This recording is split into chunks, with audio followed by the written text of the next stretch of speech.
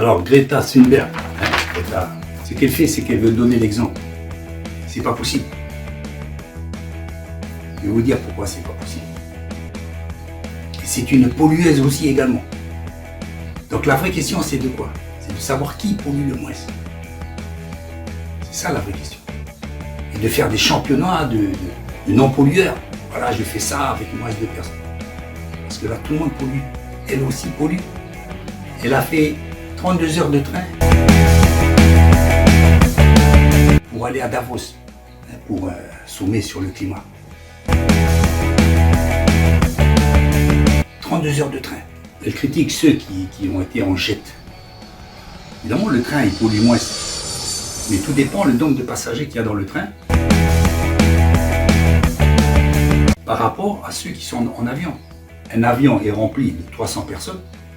Il y a de grandes chances qu'il pollue beaucoup moins qu'un train qui fait une distance avec une vingtaine de personnes ou tout dépend le nombre de personnes. Donc on ne peut pas comparer train et avion. Tout dépend la distance et le nombre de personnes qui sont dans ces véhicules.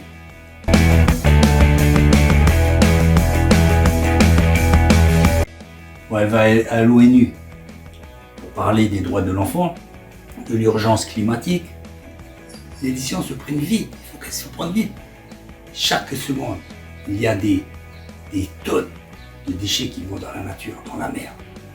Et elle prend le voilier, ou elle prend le train. Alors que les décisions doivent se prendre rapidement. Et elle pollue en plus, parce que le train pollue. Il pollue moins que l'avion, tout dépend de la distance, mais il pollue quand même. Oui, j'arrive, je suis en voilier. Pourquoi pas en patin à rouler? Pourquoi pas en patin à rouler? Donc, ce qu'il faudrait faire, c'est qu'elle aille en charrette à bœuf. Là, vraiment, elle serait vraiment à donner l'exemple. Mais là encore, regardez tout ce que générerait cet attelage de chevaux ou de bœufs avec toutes les déjections qu'il faudrait ramasser au fur et à mesure et qui polluent. Parce que les pètes de vache, ça pollue énormément. Vous voyez les vaches quand elles pètent, c'est du méthane. C'est beaucoup plus polluant que le CO2 que rejettent les pots d'échappement des voitures. Toutes les vaches de France, elles polluent comme 15 millions de voitures. Et en France, nous avons 38 millions de voitures. Donc on peut dire que le pet des vaches pollue autant que la moitié du parc automobile français. Qu'est-ce qu'on va faire? On va liquider toutes les vaches. Oh. Salut. Parce que les décisions aujourd'hui se prennent vite. Il faut qu'elles se prennent vite parce que la nature, la terre se dégrade vite. Donc il faut pas aller lentement. Analysez bien le message de Greta. Le message et même ses actions. Faites comme moi parce que je suis la norme. Voilà, c'est ça qu'elle veut dire. Quoi qu'elle dise, dans ses actions, elle nous montre qu'elle prend le train, elle prend le voilier, elle prend le vélo, elle fustige l'avion. Et depuis quand, à quelle heure? Ça serait elle qui fixerait les normes. On a déjà des normes internationales pour le nucléaire, pour les échappements des véhicules, pour la pêche. Dans bien des domaines, il y a déjà des normes qui ont été fixées. Donc, son message, c'est quoi? C'est pas de dire ne polluez pas. Vous pouvez polluer, mais moi, il faut polluer comme moi. Prenez le train, pas l'avion. C'est ça son message. Puisqu'elle pollue, quand vous prenez le train, vous polluez. Vous polluez moins, mais vous polluez. Donc, on va faire de l'écologie comme ça. On n'est pas dans un concours à savoir qui pollue le moins, comme ça il pourra donner la leçon aux autres. Sinon, Greta, moi je te le dis, pourquoi tu pollues avec le train? Pourquoi? Moi je marche à pied. Comment oses-tu polluer notre planète?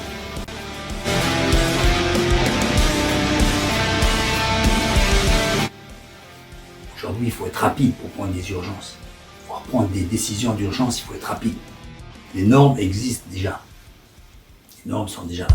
Si elle veut changer les normes, il suffit d'être élu démocratiquement, de faire un parti politique et d'être élue. Il faudra voir aussi si ces lois seront votées à la majorité. Donc elle a du chemin à faire avant de pouvoir imposer ses points de vue. Alors arrivé à Davos, elle dit comme ça, voilà, on est en présence, elle dit à peu près ça, on est en présence des plus pollueurs, des gens qui polluent le plus sur la Terre.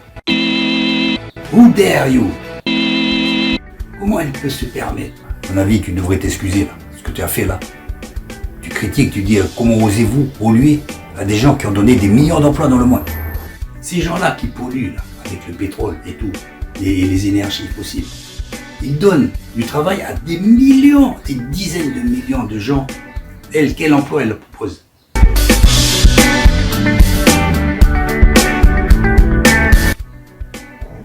Qu'est-ce qu'elle propose? Je ne sais même pas si elle a un panneau photovoltaïque chez elle ou une éolienne. Ou si elle investit son argent dans des énergies non polluantes. Non polluantes et encore, ça c'est à voir. À ce que je sache, elle n'emploie aucune personne. Donc c'est facile de parler.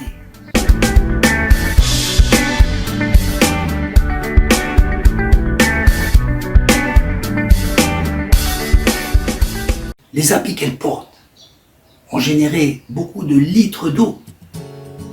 Elle promenait des trucs, et en savoir si ça n'a pas été fait en Inde ou dans des pays où ils font travailler les enfants. Et de toute façon, ça pollue. Tous les linges qu'elle a ont été faits avec des choses polluantes. Elle prend le train, c'est polluant. Elle passe à la télévision. Hein, elle va dire non, je ne passe pas à la télévision. Parce que la télévision pollue beaucoup plus que les écrans, le smartphone, etc. La télévision est tout grand. Elle pourrait dire non, ne me filmez pas parce que ça va polluer la terre. Non, elle se laisse filmer.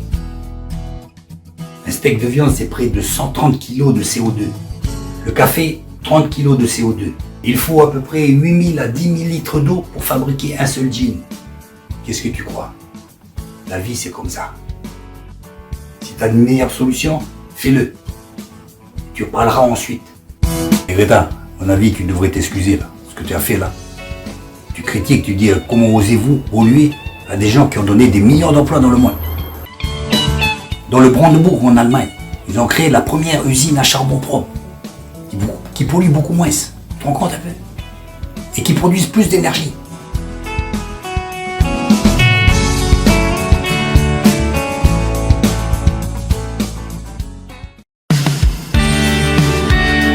Alors il y a le Climate Emergency Fund, dire en français, c'est le fonds pour l'urgence du climat. Apparemment, elle n'est pas financée par ce fonds-là. Mais son image, sa photo est en portrait là, comme symbole de cette fondation. Donc on ne sait pas si elle reçoit de l'argent de cette fondation, mais son image fait partie de cette fondation. Et cette fondation a été créée par qui? Par Hélène Getty, dont on sait que sa fortune vient beaucoup du pétrole, hérité de cet argent. Et à ce que je sache, Greta Thunberg n'a jamais refusé que son image soit associée à ce fonds. Donc, qui ne dit mot consent?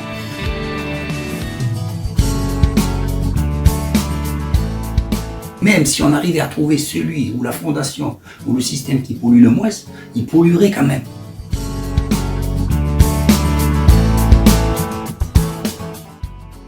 Et pour utiliser toutes les matières qui sont là et qui font partie de la création, le méthane qui est contenu dans le pet des vaches, nous enseigne justement que la terre a été créée à notre service, pour nous nourrir, pour nous vêtir, mais qu'aussi qu'elle a en elle les germes de sa propre destruction.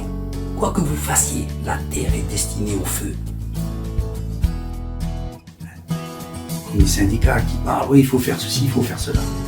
Qu'ils se transforment en parti politique et puis fassent et puis qu'ils montent. Et qu'ils soient maires d'une ville pour montrer ce qu'ils ont fait là-bas dans leur ville, dans leur famille, dans leur foyer, chez eux.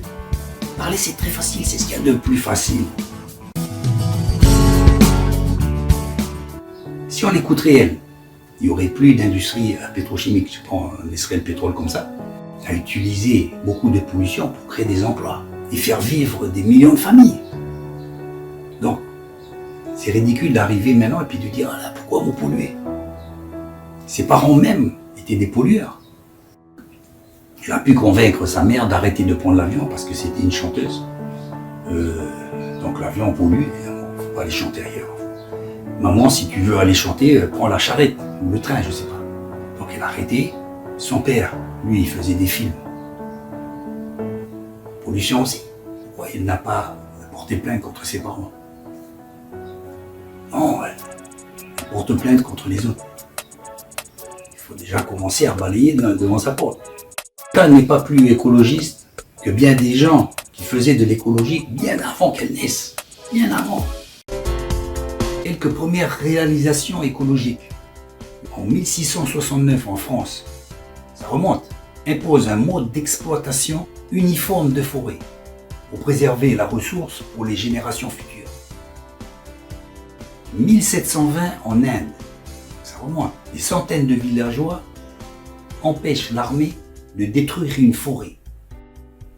On appellera ça le mouvement de Chipko.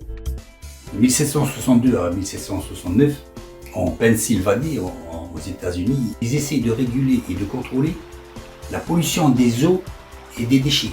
Alors je ne vais pas tout énumérer, mais regarde, en 1876, en Angleterre, la River Pollution Control Act, en fait c'est pour interdire les eaux usées d'aller dans les lacs.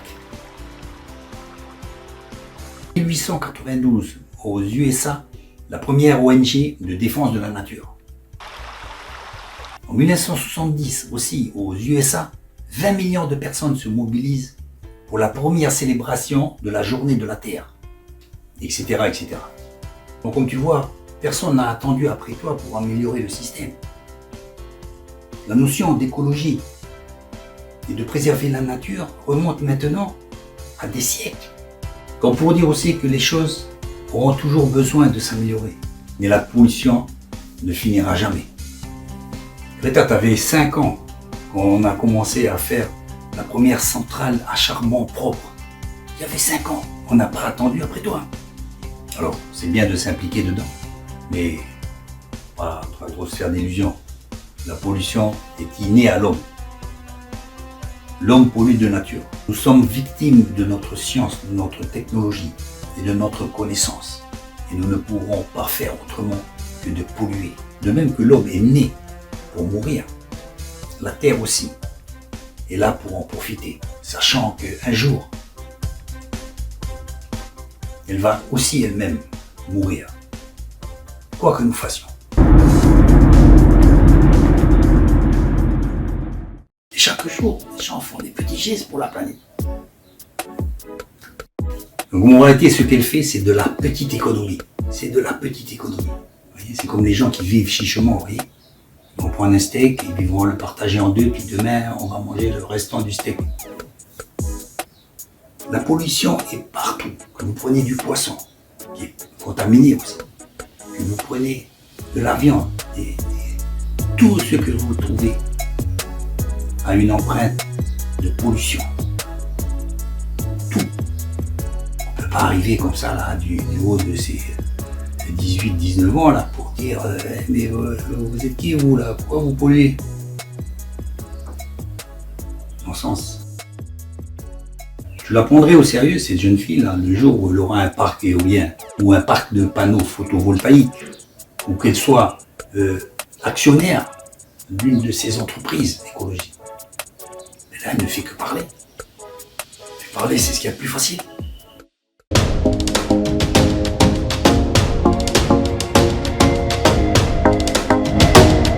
Elle a fait un sitting pour la grève des écoles. Ça, c'est pour le gouvernement. Donc, elle punit les écoles pour que le gouvernement change. Il faut le savoir.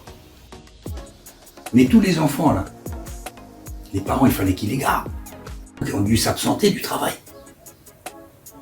Voilà. Ils sont absentés parce qu'il fallait garder les enfants. À la fin du mois, il faut manger. Donc, c'est contre-productif. Ça a servi à la faire connaître, elle, oui. Maintenant, elle est connue. Mais la pollution, elle continue. Rien n'a changé. Bon, Greta Thunberg, elle porte plainte contre la France et d'autres pays, qui ne sont pas les plus gros pollueurs du monde, au Comité des droits de l'enfant des Nations Unies. Elle porte plainte. Alors je vais te dire tout de suite, Greta, il faut que tu portes plainte contre tes parents, parce que tu ne le sais pas encore, mais moi je vais te le dire. Les parents t'ont nourri avec des choses qui ne sont pas écologiques. Il y a des pesticides dedans. Il faut que tu le saches. Je suis désolé de te le dire.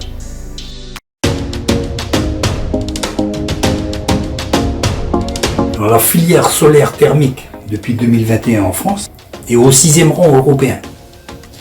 Ça, c'est du temps de Macron. En 2017, l'éolien représente 4,4% de la production d'électricité. Et en 2018, 4,9%. Donc il y a une progression. Toi, Greta, qu'est-ce que tu as fait?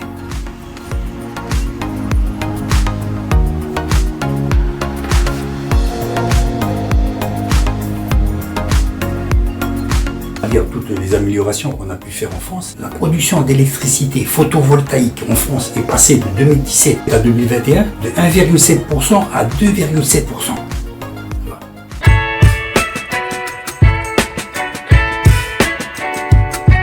Et au niveau des avions, c'est pareil. Le A350 000, avec un vol de croisière à 1800 mètres d'altitude seulement, il économise 25% de carburant en moins. Par rapport à avant, il y a toujours une amélioration. Et il rejette un quart de CO2 en moins. Donc tu vois, il y a de l'amélioration. On peut faire aussi des sacs en plastique avec de l'amidon de maïs. On peut le faire. Mais il faut plus de surface, de culture de maïs. Et ça consomme de l'eau. Donc tu vois, quoi qu'on fasse, on est pris dans le dilemme de l'eau, de la culture.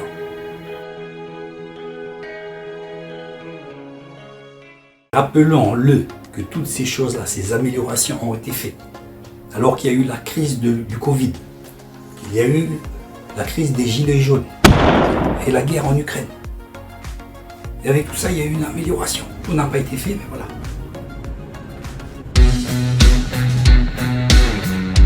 Qu'est-ce qui pollue le plus dans le monde?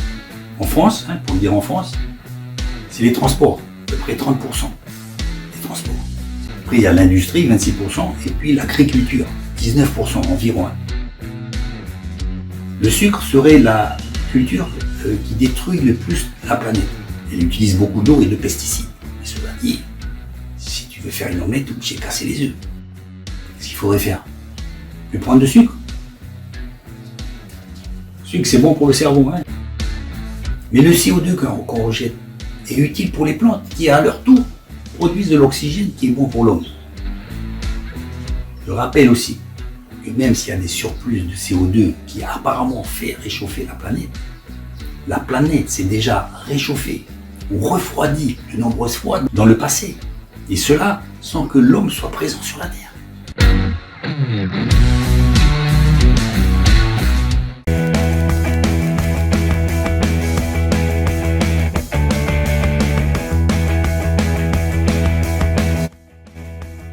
Si j'ai un conseil à vous dire, n'ayez pas trop de mauvaise conscience à polluer. Sinon on va passer notre vie déjà dès le réveil, même la nuit en rêvant à dire comment je vais faire pour ne pas polluer. Vous n'allez plus vivre. Vous n'allez plus vivre. Laissez faire les choses. Si on t'écoutait, si on suivrait ta logique, alors il ne faudrait plus prendre l'avion. Il ne faudrait plus faire ceci, il ne faudrait plus faire cela. C'est un formidable retour en arrière. Style, vivez comme au Moyen-Âge. Le monde va de l'avant et il faut qu'il y aille. Vous savez très bien qu'un papier, vous le mettez à la poubelle. C'est tout. Si vous voulez boire un Coca-Cola, buvez-le. N'ayez pas de mauvaise conscience à prendre un steak de viande qui pollue aussi. Voilà, le poisson est meilleur. Tardi, il vit dans une mer qui est de plus en plus polluée. En info pratique, la prune, le kiwi et l'avocat sont les aliments qui contiennent le moins de pesticides. Quoi que vous fassiez, la pollution est partout. Quoi que vous fassiez, vous serez obligé de générer de la pollution.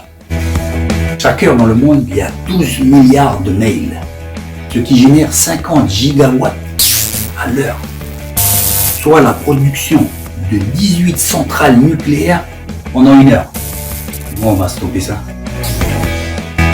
La population qui ne cesse de grandir nous apprend qu'un jour, on arrivera au bout de ce qu'on pourra faire. Vous qui regardez ce film, participez à la pollution, vous avez bien raison. Vous avez bien raison. Vous dire que même éteint, un écran inactif consomme plus de 30 watts. Des personnes dans des forêts, dans des lieux reculés de la planète, qui mangent des animaux endémiques et qui sont en voie de disparition. Pourrait-on leur donner la leçon alors qu'ils n'ont rien d'autre à manger. Moi, je vais vous donner mon avis. Et ce qui dérègle le plus le climat, c'est la méchanceté du cœur de l'homme. Les gens ne sont plus en paix. Ils se frictionnent et ils se battent les uns avec les autres. Ce qui génère des conflits. Et le chacun pour soi. Et la paix que peut procurer certaines instances mondiales n'est pas la paix que l'homme devrait avoir. Et donc cette méchanceté qui règne au milieu de nous génère tout ce que nous pouvons voir aujourd'hui.